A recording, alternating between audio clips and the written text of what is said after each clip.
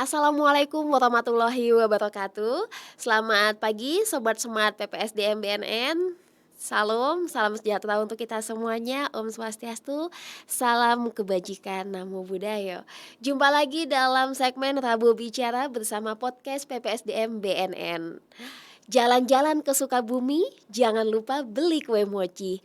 Hai Sobat Smart yang baik hati, jumpa lagi kita dalam segmen Rabu Bicara yang selalu dinanti.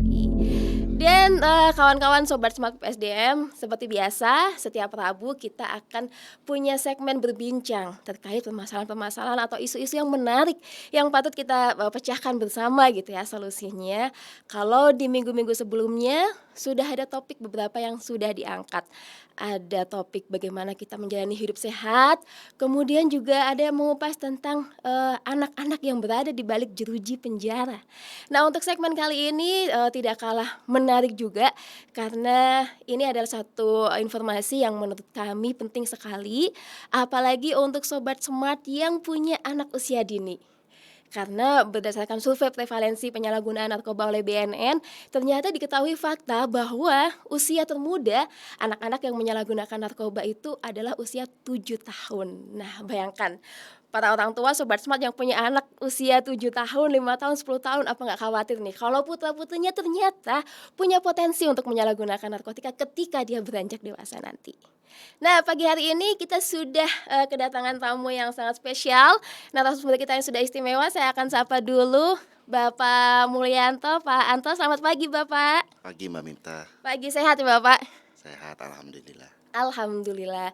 Putra-putri sehat semua Bapak? Alhamdulillah sehat semua. Oke, sehat itu adalah nikmat yang sangat luar biasa Iya. di momen pandemi COVID-19 ini, betul ya Bapak? Betul. Aktivitas sehari-hari di mana Bapak? Saya sehari-hari kerja di Balai Besar Rehabilitasi BNN Ya, sebagai psikolog klinis di sana. psikolog klinis di Balai Besar Rehabilitasi BNN berarti sudah terbiasa ya berkecimpung dengan para pecandu narkoba ini begitu ya Bapak. Nah, Sobat Smart, Bapak Mulyanto ini adalah psikolog klinis di Balai Besar Rehabilitasi BNN, tepatnya di Lido, dan beliau juga saat ini sedang menjabat sebagai Ketua Himpunan Himpunan Psikolog Indonesia HIMSI ya wilayah Banten mulai tahun 2018 sampai 2022, betul Bapak? Betul. Betul, dan lebih hebatnya lagi Pak Anto ini juga punya beberapa lisensi di bidang psikologi. Yang saya baca terakhir ini adalah Training and Education of Middle Clinical Psychologist Level oleh Kemenkes RI. Bapak apa itu Bapak? Itu diklat fungsional sih sebenarnya. Oke, Diklat berarti fungsional Madya gitu. lebih pada psikolog klinis untuk penanganan kasus pecandu narkoba begitu ya Bapak? Bisa juga ya. Oke, baik. Bapak begini, saya akan buka dengan beberapa fakta sekarang Bapak karena banyak sekali kasus penyalahgunaan narkotika ini yang melibatkan anak-anak. Seperti dulu kan ada kasus anak-anak yang pesta sabu, Pak. Gitu ya. Kemudian ada bapak yang mengajak anak-anaknya juga untuk pakai sabu. Kira-kira tanggapan Bapak dengan maraknya kasus penyalahgunaan narkotika pada anak-anak ini seperti ini bagaimana Bapak? Ya, memprihatinkan ya tentu saja Ya. ya. Jadi di Balai Besar sendiri itu ada tempat rehabilitasi untuk anak di bawah 18 tahun rawat inap. Ya. Itu sejak tahun 2016. Ya. Dan pasien kita itu terus-menerus ada untuk usia di bawah 18 tahun itu sampai tahun sebelum pandemi ya 2019 akhir ya sampai Terus ada begitu ya Bapak untuk anak-anak ini? terus ada. Meskipun jumlahnya nggak terlalu banyak ya di bawah ya antara di bawah 20 orang lah ya, tapi itu memprihatinkan sih. Iya, karena ini hanya yang di Babes saja gitu ya, belum di balai rehabilitasi yang lain. Mungkin berarti juga banyak anak-anak di luar sana yang barangkali di luar jangkauan untuk bisa direhabilitasi di BNN begitu Bapak?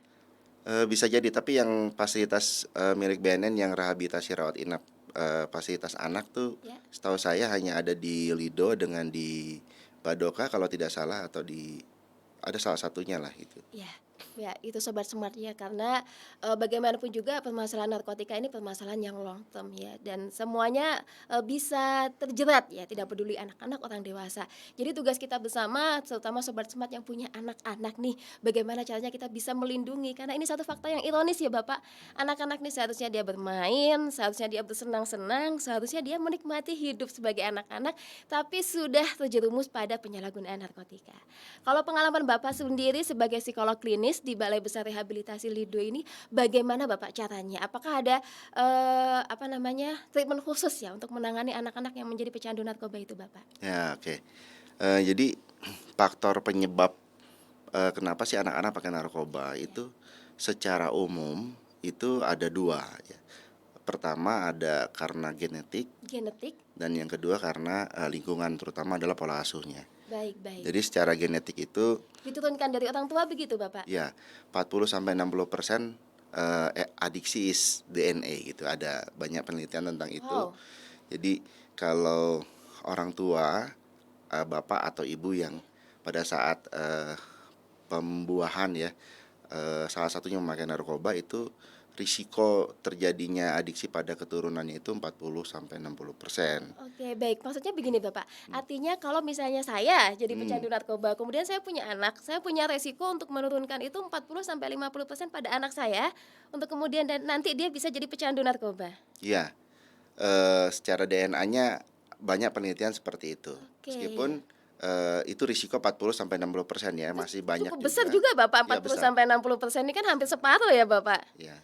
Ya, Dan ini tapi kalau pola asuhnya baik ya, ada juga yang secara DNA-nya itu, secara genetiknya itu memang ada ada, begitu? tetapi kalau lingkungannya itu mensupport, memproteksi ya, pola Ya. asuhnya baik, itu juga banyak juga yang, tidak jadi adiksi gitu. Oke, berarti ini sebenarnya relate ya Bapak, karena tempo hari sepertinya dari, BNN juga bekerja sama dengan Kementerian Agama ya, kalau kita sebelum menikah itu harus tahu pasangan kita ini pernah menjadi pecandu apa tidak gitu ya Bapak. Gitu Jadi ya. jawabannya di sini, karena rupanya Mmm, kalau misalnya kita punya pasangan yang dia punya riwayat penyalahgunaan narkotika, itu dia punya potensi untuk, menurunkan itu kepada anaknya begitu Bapak ya? iya, Tapi kecuali bukan kalau berarti dia tidak. berhenti. Oke, kalau dia berhenti. Berarti artinya begini Bapak, kalau misalnya kita mencari pasangan dan kita Mhm, tahu pasangan kita ini pernah punya riwayat penyalahgunaan narkotika, mhm. kita bisa defense dulu begitu Bapak, supaya anak-anak kita tidak punya potensi untuk, menurun dari orang tuanya gitu Bapak. Iya, diobatin dulu, Oh berhenti diobatin dulu, dulu, ya.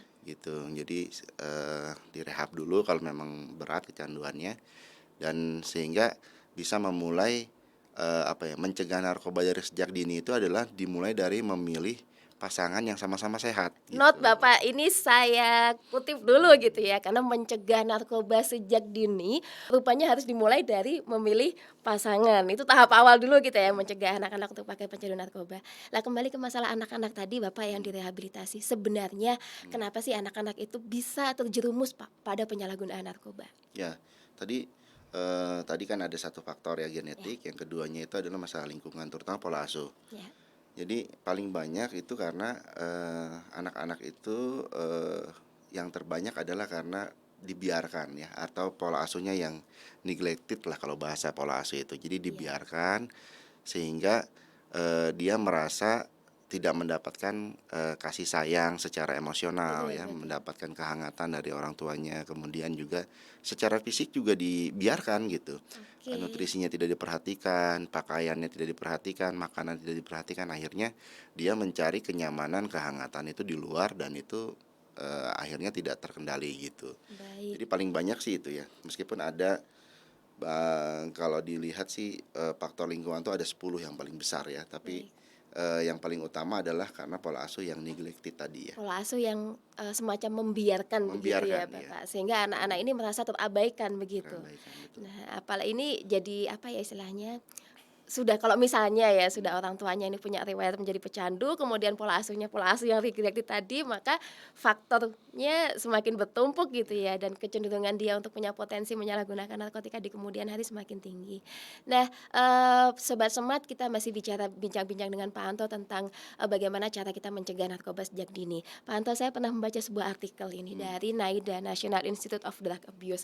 mhm, Kalau ternyata anak-anak yang pernah menerima trauma, pengalaman traumatik pada masa kecil, mhm, itu mempunyai kecenderungan untuk menyalahgunakan narkotika sebagai upaya penyembuhan diri. Ini apakah betul seperti itu Bapak? Maksudnya gimana? iya. Jadi secara umum, kenapa sih orang pakai narkoba itu, pertama, eee, untuk feel better ya.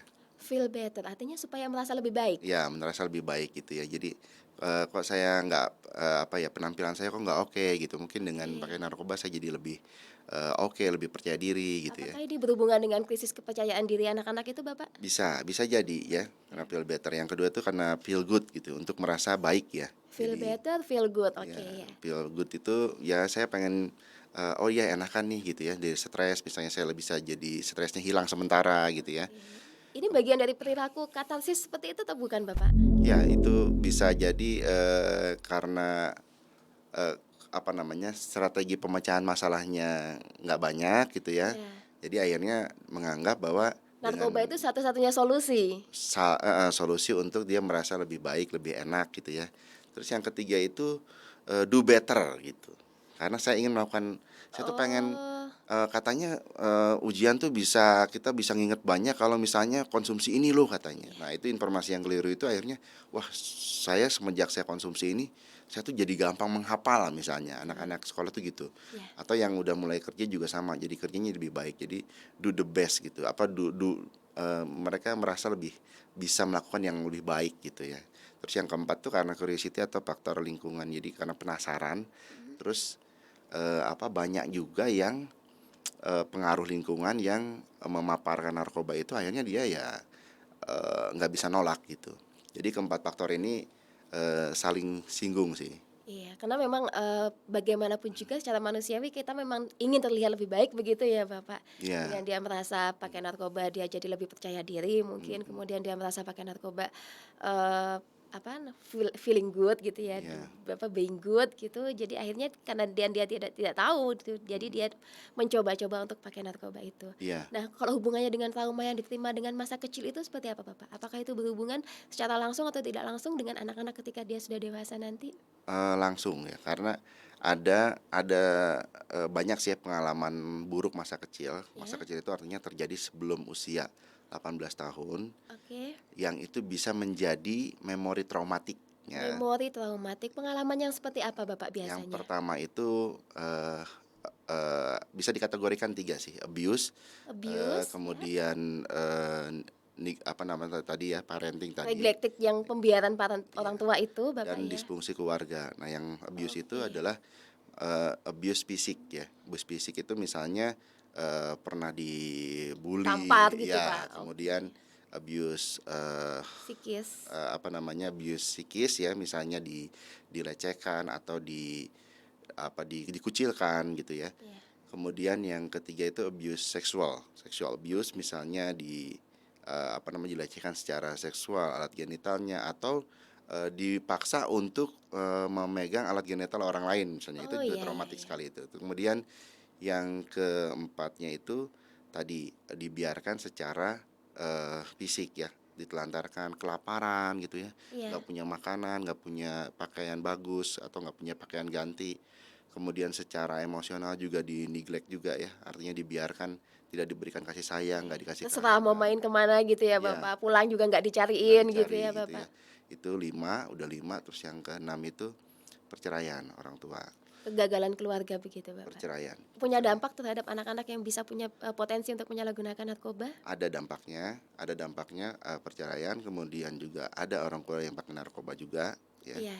Itu yang ketujuh, yang kedelapan, ada keluarga yang atau orang terdekat yang di penjara, yang kesembilan ada keluarga yang sakit mental, ya, Oke, sakit mental, dalam artian ini karena penyalahgunaan narkotika atau secara umum, Bapak? secara umum.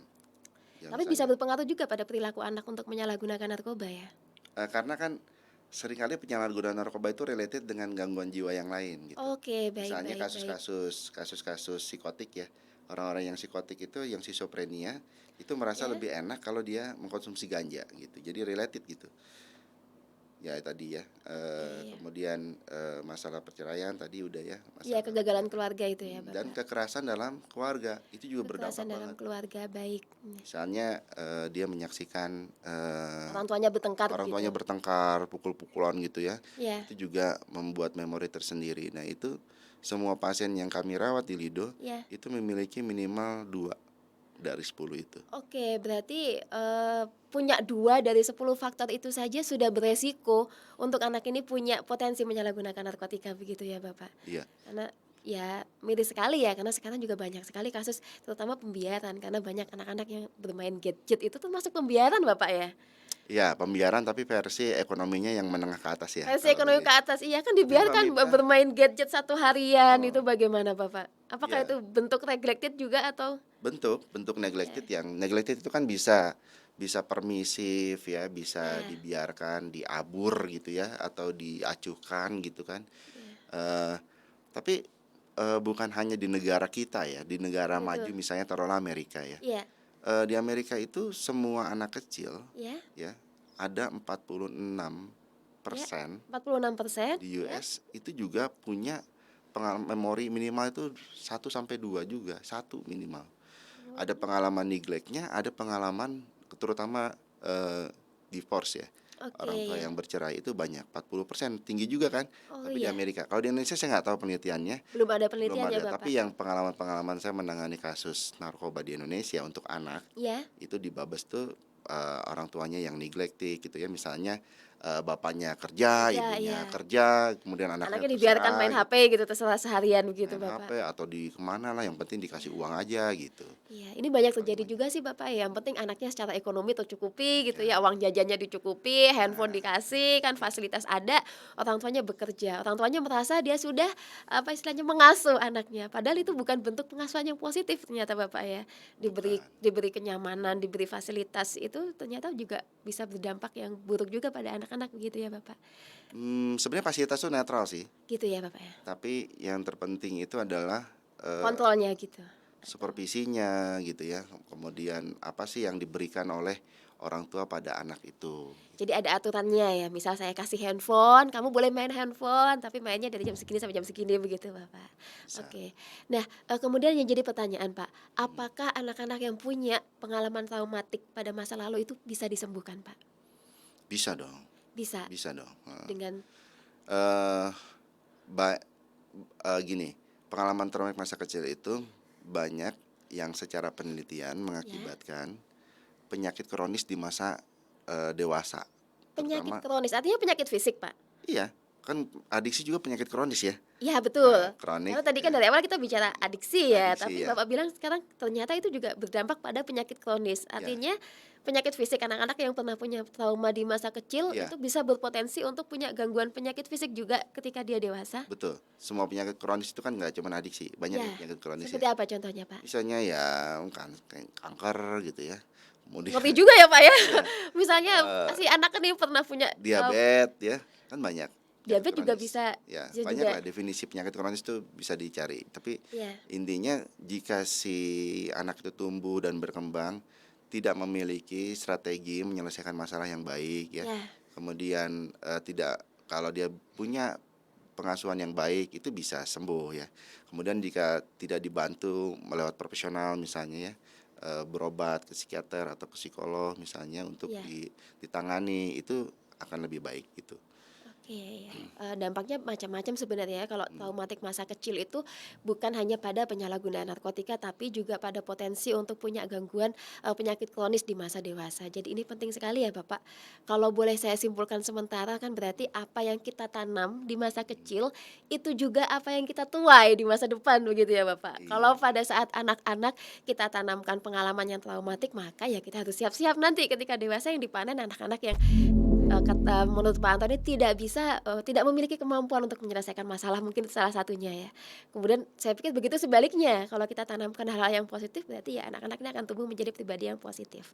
Lalu pertanyaannya ini penting juga buat sobat smart yang memiliki anak usia dini, berarti mencegah itu lebih baik daripada mengobati Pak? Daripada kita menyembuhkan anak-anak yang sudah punya pengalaman traumatik, bagaimana Pak caranya kita bisa membantu anak-anak kita ini tumbuh menjadi pribadi yang positif Pak? iya,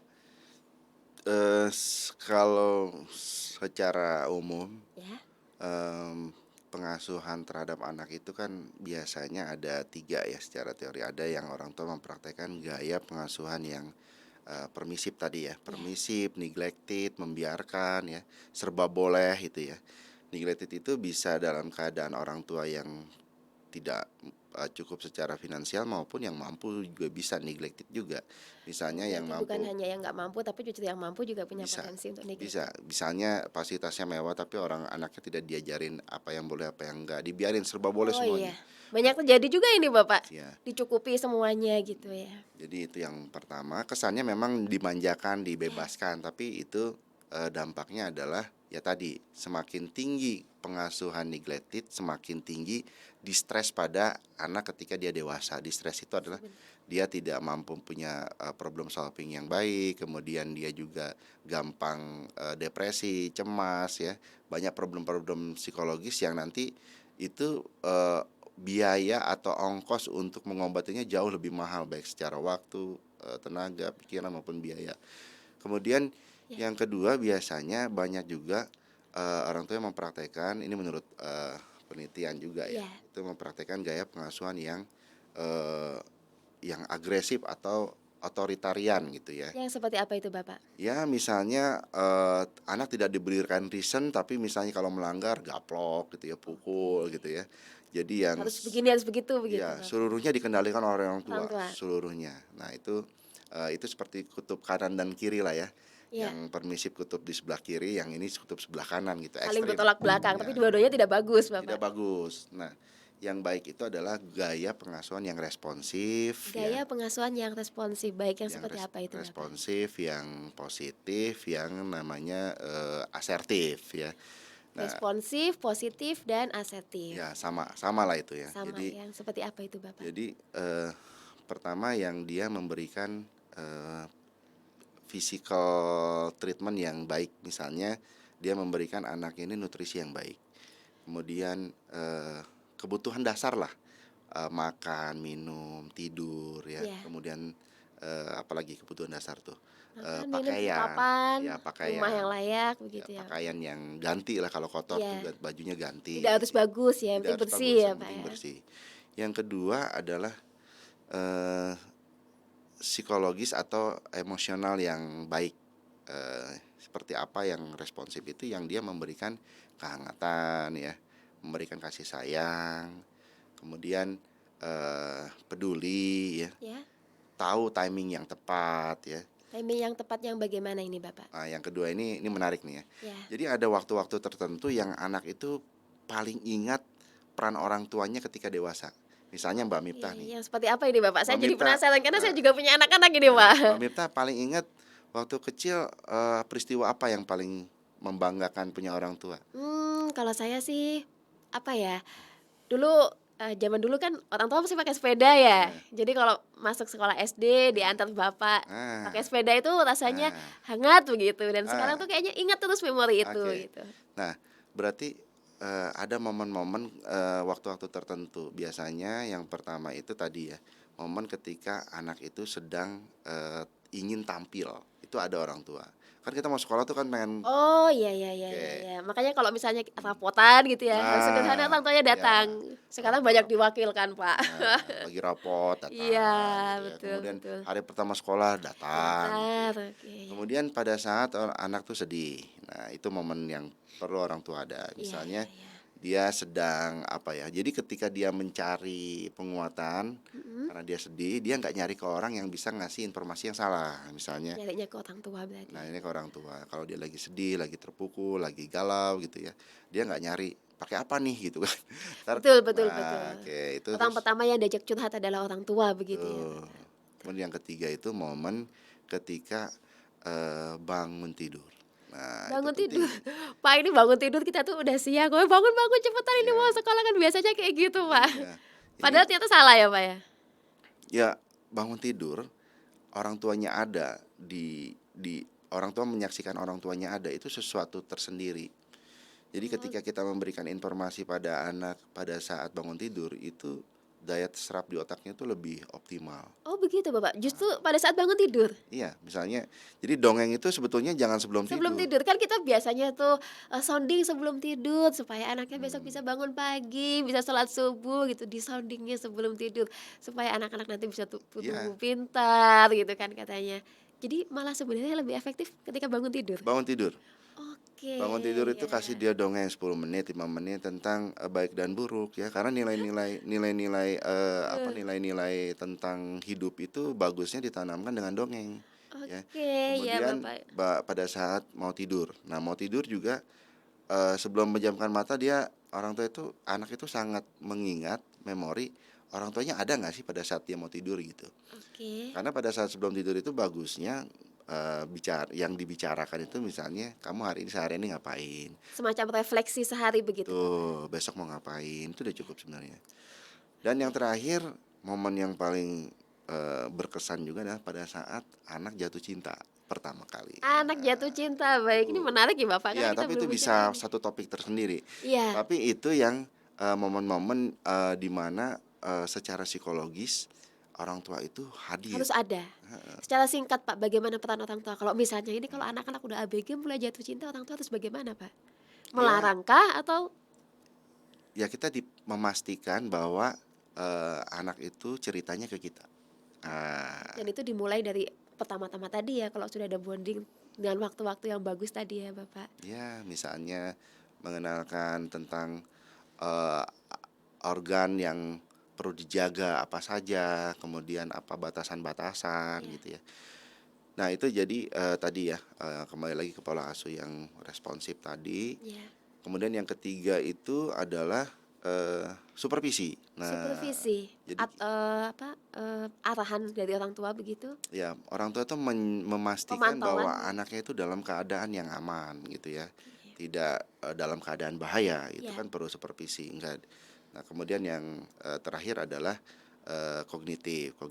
Secara kognitif itu, eee, anak itu layak diberikan stimulus ya, berupa misalnya verbal ya, kemudian iya, diberikan input kata-kata yang banyak. iya, Jadi ngobrol ya, cerita sama anak itu juga, hal yang baik dan ciri iya. dari pengasuhan yang, responsif tadi. Oke, ngobrol itu sebenarnya hal sederhana Bapak ya, tapi Ya, sekarang sudah banyak dilupakan Pak. ya, Iya, mau nggak mau karena perkembangan teknologi gitu kan, akhirnya, menyita waktu yang seharusnya dihabiskan dengan anak-anak untuk bercerita, itu habis. Jadi kita sudah mulai jarang sekali ngobrol, padahal ternyata ngobrol ini hal yang penting ya, untuk bekal anak-anak tadi. mhm, Nah, kemudian Bapak sebenarnya ada rentang usianya nggak? Kapan sih kita bisa memulai pengasuhan yang positif? Misalnya anak umur 0 sampai sekian tahun itu kita harus bagaimana supaya anak-anak nanti bisa tumbuh jadi pribadi yang ibaratnya ketika dewasa itu tidak mudah terpengaruh oleh narkoba. Karena kan kita lihat faktanya sekarang ini banyak anak-anak remaja Bapak mhm, yang mulai mencoba-coba narkoba itu karena ya tidak punya kepercayaan diri ya mudah terpengaruh oleh teman. Jadi bagaimana caranya kita bisa membentengi anak-anak itu Pak dari kecil supaya dia punya kepercayaan diri dan dia nggak gampang tergoda sama lingkungannya untuk pakai narkoba itu Pak. mmm. Kalau ditanya kapan sih ya mulai dari kan tadi kan milihnya pasangan yang sehat ya, Ya, pasangan yang sama-sama sehat, dari mulai pembuahan kita udah komunikasi sama anak sebetulnya. hamil begitu Iya, sounding begitu Bapak? karena kan sudah diciptakan, pendengaran Ya, ya, udah ditiupkan, kehidupan ya, ya, itu sudah bisa komunikasi sebetulnya, sudah oke, bisa diberikan haknya, hak hak kognitifnya udah bisa diberikan gitu ya, kan, hak supervisinya diawasi, baik, diberikan rasa aman, kehangatan udah bisa. ya. Dan, eee, dari usia paling dini pun juga sebetulnya anak tuh kan dari kandungannya udah bisa komunikasi sebetulnya Iya, kan. minimal dia bisa mendengarkan ya apa yang Mhm, orang tua iya, inginkan. dan itu masuk ke dalam memorinya. Jadi kemudian, kalau anak itu di usianya di bawah, 12 tahun gitu ya, Ya, di bawah golden age-nya itu ya 5 tahun, itu nutrisi yang paling penting sih. Nutrisi kemudian makanan berarti Bapak? ya makanan secara fisik, emosi tetap ya, emosi, Iya, supervisi, sama tadi ya, fisik, emosi, supervisi, sama kognitif ya, 4 iya, tadi ya. Jadi tetap diperhatikan, kemudian, eee kehangatan ya, kemudian juga karena dia masih dalam pertumbuhan kan, iya, otaknya masih bertumbuh, organnya masih bertumbuh gitu. iya, Kemudian, kita memberikan, dalam tema-tema pembicaraan, kita juga, berikan juga pada, anak kita bagaimana menjadi anak yang asertif gitu. oke, Dia iya. percaya diri bilang enggak gitu ya. Karena kan orang yang permisif, orang yang orang tuanya serba boleh kan Iya. ditiru kan sama anaknya kan. Oh iya, kalau kita mau ngajarkan anak-anak kita supaya asertif ya kita harus juga berperilaku asertif begitu ya Bapak? Betul. Baik, Berani bilang saya tidak nyaman kalau, dalam kondisi seperti ini, saya Iya. pengennya seperti itu perlu dilatih. Dari anak umur 5 tahun juga udah bisa asertif. Iya, memang nggak mudah Bapak ya, tapi harus dilatih sejak dini ya Bapak. Ya, Baik karena baik bangsa baik. kita itu bangsa nggak enakan, Mbak Mita. Iya, karena kan kita tinggal di negara yang menganut konteks high context culture Bapak ya, jadi Mhm, serba sungkanan, nggak enakan gitu. iya, Iya iya iya, mhm. betul. Kalau peran orang tua Bapak gimana? Maksud saya begini, apakah ada perbedaan peran antara ayah dan ibu? Karena bagaimanapun juga, diakui apa tidak kita tinggal di negara patriarki yang mana narasi yang berkembang di masyarakat kalau budaya patriarki itu kan yang seolah-olah bahwa mendidik anak ini adalah tanggung jawab ibu. Mhm, Padahal ini tanggung jawab keduanya begitu ya Bapak, karena bikinnya kan berdua, ngasuhnya juga harus berdua dong gitu. mhm. Ada perbedaan peran antara ayah dan ibu atau kedua-duanya harus berperan yang sama atau bagaimana Bapak? Kalau saya malah melihat Indonesia itu punya nilai-nilai budaya yang ya terkesan patriarki tapi sebetulnya nggak juga. Gitu ya? Jadi misalnya di kasus-kasus di misalnya di, eee, orang-orang tua di Sumatera gitu, banyak yang bapaknya malah justru banyak di rumah, ibunya yang di luar rumah Ibunya gitu ya. bekerja? Ibunya yang di luar rumah misalnya ke kebun atau kemana bapaknya benerin, apa namanya, rumahnya. Ya, Tapi, intinya sih, ayah dengan ibu itu adalah, partner kan juga ada juga, idiom kalau ibu adalah sekolah adalah anak madrasah, bapaknya ya. adalah kepala sekolahnya gitu ya. Oke, ya. Jadi, sebetulnya yang perlu dijaga adalah partnership-nya, kolaborasinya. Jadi kalau misalnya ayah bilang, tidak, ibu juga perlu konsisten bilang tidak, Iya, ya. jangan ayahnya bilang tidak, ibunya ya udah iya gitu ya Ya, Bapak. nanti itu bingung, anaknya jadi bingung. Oke, jadi yang digarisbawahi adalah, peran orang tua yang kolaboratif ya, antara ibu dan ayah harus sepakat, ini anak mau diapain gitu ya Ya, Bapak, iya, tidak berjalan sendiri-sendiri ya Bapak. mhm, Oke, kalau perbedaan gender itu berpengaruh nggak Bapak? Karena saya pernah mendengar begini Bapak, Pak Anto, kalau misalnya, ini bicara hasil penelitian BNN ya, ternyata anak-anak remaja, perempuan itu dia kebanyakan menyalahgunakan narkotika karena diajak oleh pasangannya gitu ya. Terus, dan saya baca juga di ilmu parenting itu salah satunya kalau anak perempuan ini, ketika dia dewasa ketika dia melewati masa, pubertas harus dekat dengan ayahnya supaya dia tumbuh bonding cinta antara anak perempuan itu dengan anaknya, sehingga ketika dewasa nanti dia tidak mudah tergoda atau dirayu oleh laki-laki karena sudah merasa ayahnya ini sudah memberikan cinta yang luar biasa buat dia. Nah, kalau anak-anak laki-laki dan perempuan ada perbedaan untuk treatmentnya apa tidak, Bapak? secara umum sih sama ya, Mbak. Jadi, Sama ya? yang terpenting adalah, kita memilih memilih ya. Ya? Bukan berarti orang tua kita yang agresif, otoriter, kemudian kita jadi otoriter juga, Ya, atau sebaliknya. Tapi kita ini adalah sebuah pilihan. mhm, Kita memilih untuk, menerapkan pola asuh yang responsif gitu ya, oke, yang, asertif. Maka itu adalah kesepakatan antara ayah dengan ibu. Oke, briefing mau tidur siapa? Siapa misalnya? ya Yang pagi-pagi dongengin siapa? Gitu. ya Kemudian, eee, apa aja sih yang boleh dilakukan oleh anak, apa yang nggak ya, boleh, itu disepakati berdua dulu. Nah, oke, ya kalau misalnya secara nutrisi sudah bagus ya, kan kalau anak kecil tuh harus diperlakukan seperti raja makanannya. ya, di Nah, golden age itu ya berarti di golden nutrisinya age, harus dipenuhi dulu, betul. betul. Kemudian kalau remaja, ya diperlakukan tuh seperti apa ya, ibaratnya tuh kalau bahasa orang tua kita tuh seperti tawanan gitu. Jadi Bagaimana itu maksudnya, Bapak? jadi kalau yang masih kecil kan seperti raja. Ya. Nah, kalau udah remaja itu seperti tawanan. Jadi memang diatur jam berapa kamu pulang gitu ya. Harus ada aturan yang jelas dalam keluarga, Bapak, Betul. Jam oke. berapa sampai rumah gitu ya. Kalau konsisten dampaknya apa, kalau Ya, nggak konsisten dampaknya apa, itu dibicarakan semuanya. Kemudian, ayah ibunya juga sama, punya role yang sama gitu. Kalau misalnya misalnya jam 6 sudah kumpul semuanya gitu ya, ya, ya semuanya sudah ada di rumah gitu. Nah itu jadi, bukan tawanan dalam artian di kerangkeng, tapi betul, maksudnya banyak rule-nya gitu, banyak aturan oke. yang itu disepakati dalam satu keluarga itu. Dan Kemudian aturan itu disepakati bersama antara orang tua dan anak, betul, begitu dibicarakan bersama, sehingga itu kesepakatan kedua belah pihak. Kalau ada satu yang melanggar, ya orang tua mhm, bisa memberikan punishment pada anaknya, begitu, ya Bapak? punishment pun juga disepakati gitu. Oke, berarti disepakati bersama, kalau kamu melanggar, ini jam malam kamu jam 8. Kalau kamu Ya, pulang lebih dari jam 8, maka besok nggak dapat uang jajan misalnya begitu. Bisa seperti itu gitu ya. Punishment yang diizinkan tuh sebatas seperti apa Bapak?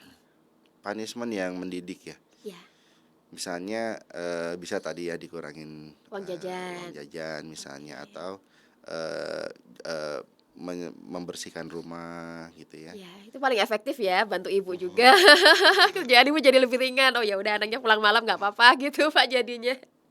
Oke. Jadi, boleh kita memberikan punishment selama itu, dalam batas untuk mendidik iya, dan itu sudah menjadi kesepakatan mmm, antara orang tua dan mmm. anak, begitu. Dan kalau sudah besar lagi di Ya, atas udah mulai 18, nah itu bukan diperlakukan seperti raja dan bukan diperlakukan seperti tawanan, tawanan. tapi seperti sahabat. Oke, jadi berteman Eee, kita dengan anak-anak ya. betul, kita diskusi Oh, tentang berarti, justru, menjadi sahabat itu ketika dia menjelang dewasa. Pada betul, saat dia dewasa awal, pada saat dia remaja masih pubertas itu harus benar-benar sebagai tawanan, kita harus ketat mengawal anak-anak kita begitu ya, iya, Bapak? 3 SMP sampai 3 SMA itu ditawan kalau 3 kasarnya gitu ya, SMP sampai 3 3 SMA, SMA? iya, Oke, berarti masa sampai masa sekolah SMP dan SMA ya? Harus iya, betul, harus jelas-jelas rules-nya, aturan yang betul. berlaku. Karena di Oke. situ sudah mulai banyak, persinggungan informasi ya, banyak hal-hal yang baru yang dipelajari selama 8 jam tidak di luar rumah gitu. Oke, kita Nah, tidak tahu dia menerima informasi apa dari mhm luar begitu ya, mhm, Bapak? Oke. gitu, Ya, terima kasih Pak Anto tadi cukup jelas ya, banyak sekali yang bisa kita lakukan mhm, dan tergantung dengan batasan usia anak-anak kita ya. Kita bisa memperlakukan dia waktu anak-anak itu sebagai raja dengan memberikan nutrisi yang tepat, kemudian ketika dia menjelang remaja awal ini dia harus menjadi tawanan, kita punya aturan yang kuat dan menjadi sahabat ketika dia menjadi dewasa, menjadi anak-anak yang mulai tumbuh dewasa. Terakhir Pak Anto sebelum kita tutup segmen Rabu Bicara pada pagi hari ini, mmm, apa yang harus dilakukan oleh orang tua Bapak? Seandainya kita menemukan mungkin anak-anak kita kok yang jelalah itu pernah atau mencoba-coba narkotika. iya. Yang pertama, orang tua itu atau kita ini sebagai orang tua memastikan bahwa kita juga sehat dulu ya. Kita Baik, sehat, kemudian, secara fisik dan mental ya, dan siap menjadi, teladan buat, anak-anak kita ya, gitu. Kemudian yang kedua, kalau, kasus-kasus anak yang pakai narkoba itu jarang yang langsung kecanduan berat, karena bagaimanapun narkoba itu benda asing kan, ya, yang masuk zat asing yang masuk ke dalam otak gitu. ya. Jadi pasti respon pertamanya adalah ditolak oleh tubuh. Oleh karena itu Sebenarnya respon pertama sudah pasti menolak ya Bapak? pasti menolak, karena itu sesuatu yang asing kan. Ya. Nah, Tapi kenapa bisa menjadi pecandu? karena ada toleransi tadi, Oke. artinya dia cukup sering gitu kan, terus menerus pakai akhirnya dia mendapatkan, penguatan negatif sehingga merasa, "Wah ada manfaatnya nih," seperti informasi yang saya terima. Jadi itu pemahaman yang keliru sih Iya. sebenarnya. Sehingga nanti kalau nggak pakai narkoba jadi tidak menerima, jadi apa ya istilahnya, karena ada toleransinya tadi ya Bapak ya, sehingga mau nggak mau dia terus-terusan pakai begitu. Ya, secara itu pun berlangsungnya cukup lama ya, maksudnya Berapa lama Bapak? ya, mungkin di atas 6 bulan kali ya. Oke. Kalau cuma 1 kali, 2 kali itu pasti masih nolak, nggak Iya, mungkin nggak langsung jadi pecandu. Jadi ketika dia tahu dengan kalau 1 kali, 2 kali, wah udah terlanjur nih dia tahu, ya kita edukasi, cukup iya, dengan edukasi bahwa itu itu nggak benar gitu, iya, itu bahaya gitu, iya, itu bahaya untuk, otakmu, untuk masa depanmu, untuk kesehatanmu, fisik dan mental, untuk, masalah hukummu, semuanya iya, bahaya gitu. iya. Karena biasa jadi anak-anak itu malah nggak tahu gitu. Jangankan yang anak-anak, Mbak, Yang orang dewasa juga yang nggak tahu. dewasa aja nggak tahu kalau dampak, jadi yang dia tahu itu dampak positifnya saat ini. Pakai Oke, sabu itu enak, pakai enak gitu ya. dia nggak tahu dampak jangka panjangnya Oke, gitu. ya. Tapi Jadi kalau misalnya udah, tapi kalau yang dirawat inap itu karena memang udah terlalu dibiarkan orang tuanya itu caregiver-nya itu nggak ada, makanya dia dirawat inap di Lido. Kalau selama oh, masih ada orang tuanya, orang tua yang punya peran signifikan orang begitu tua yang Bapak? signifikan. Makanya kalau dalam rehabilitasi rawat inap buat, Anak? anak, setengahnya itu rehabilitasi untuk orang tuanya programnya. Oh iya ini betul sekali Bapak, karena Mhm, selain anaknya yang direhabilitasi, orang tuanya juga perlu direhabilitasi gitu betul, Bapak ya. mhm. Oke, jadi Karena, undang-undang di kita, 18 tahun ke bawah itu kan tanggung jawab masih tanggung jawab anak. Orang tua. Mhm. Oke, ya baik. Jadi, ini menarik sekali perbincangan kita pada hari ini ya, sobat smart semuanya. Kita sudah tahu bagaimana cara kita melindungi anak-anak kita dari resiko untuk menyalahgunakan narkotika ketika dewasa nanti. Dan itu dimulai dari saat kita memilih pasangan. Jadi pastikan kita memilih pasangan yang tepat ya. Bukan berarti kemudian mantan pecandu tidak boleh dinikahi ya Pak. Tapi dengan kita tahu sejarah atau latar belakang pasangan kita bisa menerapkan pola asuh yang bagaimana yang bisa membantu anak-anak kita tumbuh menjadi pribadi yang positif dan punya solusi mengatasi masalahnya sendiri gitu ya Bapak. Nah, karena waktu juga Bapak durasi yang memisahkan kita, sebelum kita tutup boleh Pak kasih closing statement buat sobat smart yang hari ini sudah menyimak konten dari PPSDM. Silakan Bapak. Iya, tujuan dari semua peraturan tentang narkoba dan segala macamnya ini termasuk tempat rehab adalah cuma satu, bagaimana, bangsa Indonesia, masyarakat Indonesia untuk sehat. Jadi untuk sehat itu kita mulai dari, kita dulu sebagai orang tua, kemudian kita pastikan bahwa anak-anak kita, istri kita, keluarga kita semuanya sehat. Oleh karena itu kita bisa bikin Indonesia jadi sehat. Oke, kalau mau Indonesia sehat, dimulai dulu dari kita sehat, keluarga kita sehat, anak-anak kita sehat, lingkungan kita sehat, dan akhirnya kita akan menuju Indonesia sehat. Begitu Pak Anto ya. Betul. Terima kasih banyak Pak Anto atas waktunya hari ini. Sama-sama Mbak Semoga Mita. bermanfaat apa yang dibagikan kepada Sobat Smart di segmen Rabu Bicara bersama PPSDM BNN. Terima kasih banyak Sobat Smart. Sampai ketemu lagi dengan segmen Rabu Bicara berikutnya. Terakhir saya punya pantun istimewa untuk Sobat Smart yang sudah setia menyimak konten podcast kita pada hari ini. Sungai Lido jernih airnya, Gunung Salak gagah perkasa. Ayo para orang tua, lindungi buah hati kita dari bahaya penyalahgunaan narkotika. Terima kasih, saya Miftah dari PPSDM BNN. Sampai ketemu lagi dengan segmen Rabu Bicara minggu berikutnya. Wassalamualaikum warahmatullahi wabarakatuh. Sampai jumpa.